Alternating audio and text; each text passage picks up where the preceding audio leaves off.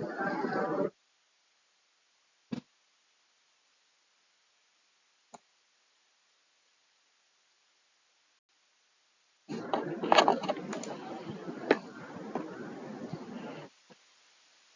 Friends. देखिए, export import business series में आज हम जानेंगे ऑथोराइज डीलर कोड के बारे में। एडी कोड, एडी कोड क्या है और एक्सपोर्ट इंपोर्ट बिजनेस डॉक्यूमेंटेशन में उसका कितना इंपॉर्टेंस है।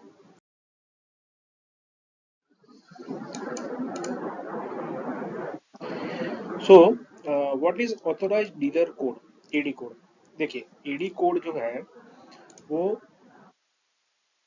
3 डिजिट न्यूमेरिक कोड होता है जो बैंक इश्यू करती है। आप एक्सपोर्टर का आपका जो अकाउंट्स बैंक में जो जिस बैंक में होगा वो बैंक 14 डिजिट न्यूमेरिकल कोड आपको इश्यू करेगी।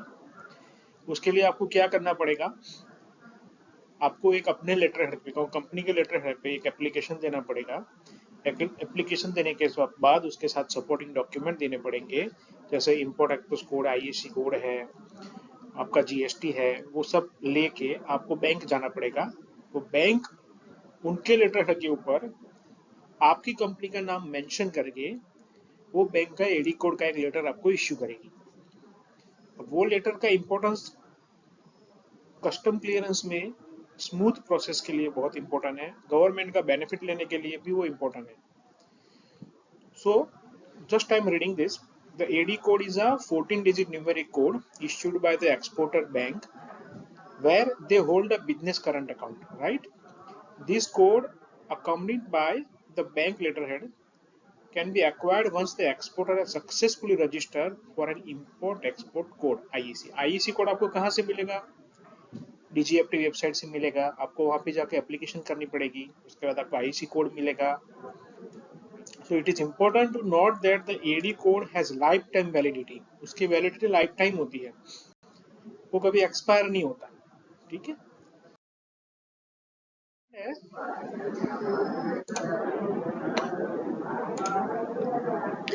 वाई ऑथोराइज डीलर कोड क्यों रिक्वायर्ड है? देखिए, इंटरनेशनल ट्रेड में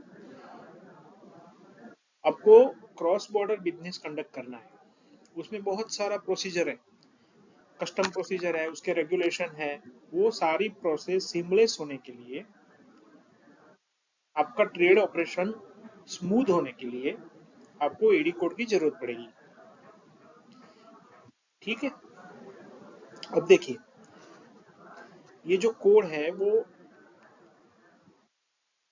वेरी क्रूशियल रोल को प्ले करता है in custom procedure, specially during export and import of good, right? So आपको एडी कोड का requirement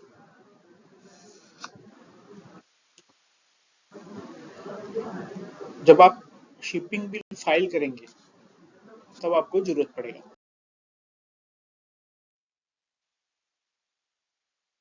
So AD code plays a significant role in import-export business and offering several benefits that contribute to a streamlined trade process and a stable economy. Here are some key reasons highlight the importance of AD code। AD code का importance क्या है? देखिए, सबसे पहला तो वो, आप foreign currency में ट्रेड करते हो तो गवर्नमेंट को सब कुछ लीगली हो रहा है कि नहीं हो रहा है, उसके लिए उसका ट्रैक रखना है, उसका मॉनिटरिंग करना है। एक तो उसके लिए एडी कोड का जरूरत है कि आपका फॉरेन करेंसी ट्रेड को वो ट्रैक कर सकता है। सेकंड है, आपको कस्टम क्लियरेंस के लिए आपको मैंडेटरी है, जब आप शिपिंग बिल जनरेट करेंगे तो विदाउट एडी कोड आप शिपिंग बिल जनरेट नहीं कर सकते। इंपोर्ट एक्सपोर्ट ऑपरेशन में विदाउट रजिस्टर्ड एडी कोड आप शिपिंग बिल जनरेट नहीं कर सकते। ठीक है। सो एडी कोड एक यूनिक आइडेंटिफायर है एक्सपोर्टर के लिए, जो गवर्नमेंट वो एडी कोड से आपको ट्रैक करेगी, आपको मॉनिटर करेगी, आपका ट्रेड जो लीगल है कि नहीं है, आप जो फॉरेन करेंसी में ट्रेड कर रहे हैं वो ट्रेड लीगल है कि नहीं है, आपने कितना ट्रेड किया, कौन सी करेंसी में कितना ट्रेड किया। जनरली क्या है, बहुत सारे लोग यूएस डॉलर में डील करते हैं, कुछ लोग अदर यूरो में डील करते हैं, बहुत सारी लैंग्वेज, बहुत सारी डिफरेंट डिफरेंट करेंसी में वो लोग डील करते हैं। तो उसका ट्रैकिंग के लिए गवर्नमेंट ने ये कंपलसरी किया है। ठीक है। अभी देखो, अभी क्या है कि गवर्नमेंट का बेनिफिट लेते हैं आप, ईसीजीसी बेनिफिट्स है, बहुत सारा बेनिफिट्स आप लेते हैं एक्सपोर्ट के लिए। तो वो भी बहुत इंपॉर्टेंट है। अगर आपके पास ईडी कोड है, आपका बैंक अकाउंट उससे लिंक है, तो आपका कोई भी गवर्नमेंट का जो बेनिफिट्स है, कुछ आपको एक्सपोर्ट के लिए एडवांस चाहिए, तो वो सब कुछ स्ट्रीमलाइन, पेपर वर्क को स्ट्रीमलाइन करने के लिए, वो आपको गवर्नमेंट बेनिफिट लेने के लिए, जो आपके डायरेक्ट अकाउंट में डिपॉजिट हो जाए, इसके लिए भी ईडी कोड का रजिस्ट्रेशन बहुत इंपॉर्टेंट है। और ईडी कोड का जो वैलिडिटी है वो आपको इनफाइनाइट तक है, वो कभी एक्सपायर नहीं होगा, लाइफ टाइम वैलिडिटी है।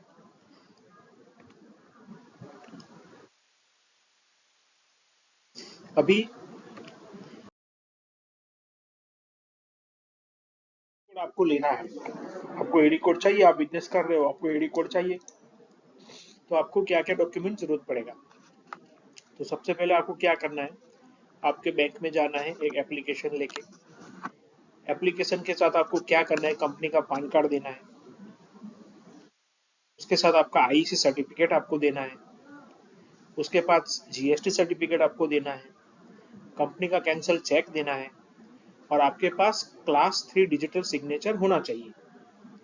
वो क्या है, आपको ईडी कोड आपका जब रजिस्टर हो जाएगा, आप जब पोर्ट पे आपका एंट्री करवाएगा कस्टम कस्टम क्लियरेंस के लिए, तो आपको आइस गेट के अंदर उसको रजिस्टर करना पड़ेगा।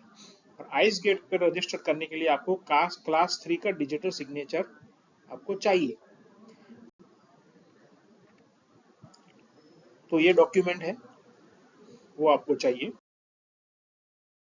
अभी नेक्स्ट जो है कि आपको आइस गेट पे कैसे जाना है, उसका आइस गेट पे आपको रजिस्टर करना पड़ेगा ना। आप अभी देखो, पहले कैसा था, आपको इंडिविजुअल पोर्ट पे वो सब लेके जाना पड़ता था। अभी गवर्नमेंट ने सब कुछ ऑनलाइन कर दिया, तो आपको क्या एक ही बार उसको रजिस्टर करना है आइस गेट पे। हर बार फिर आप वो अपने आप पोर्ट एंट्री पे आपका जाएगा, आप अपने आप वो ले लेगा। ठीक है, तो देखिए आपको पहले क्या करना है, पहले तो आपको आइस गेट पे लॉग इन करना है पोर्टल पे। पोर्टल पे जाके आपको आइस गेट की ऑफिशियल वेबसाइट है, उसको लॉग इन करके उसको एक्सेस करना है।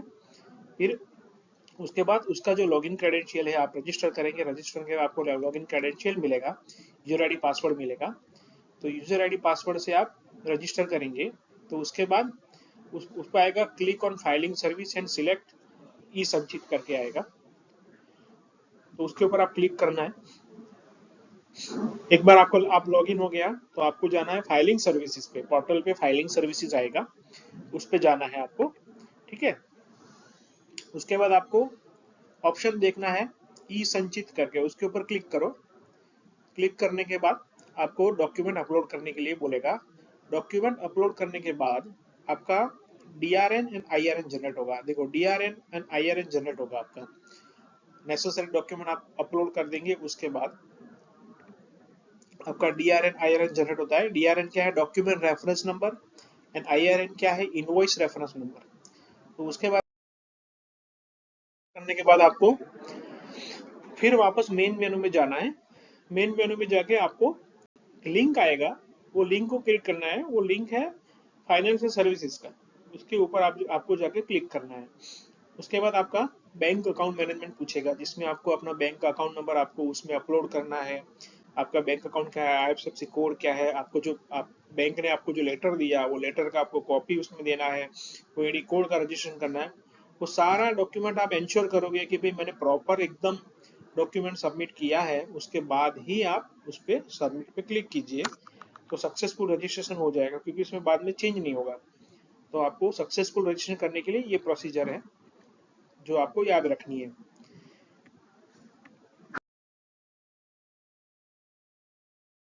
उसके बाद आप सबमिट करेंगे, केयरफुली आपको डॉक्यूमेंट रिव्यू करके बार बार एक बार रिव्यू कर लो, उसके बाद आप सबमिट करो।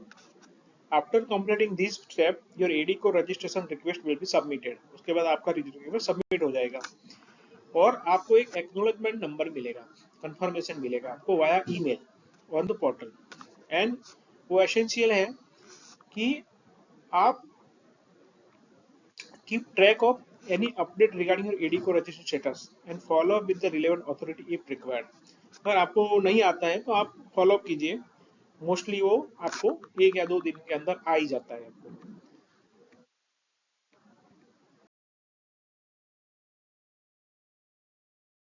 Thank you. अभी एक्सपोर्ट के ऐसे नए नए वीडियो देखने के लिए मेरे चैनल को सब्सक्राइब कीजिए। आपको नया नया फ्री में आपको सीखने को मिलेगा। हम टाइम टाइम पे अपलोड करते रहते हैं। Thank you and go global.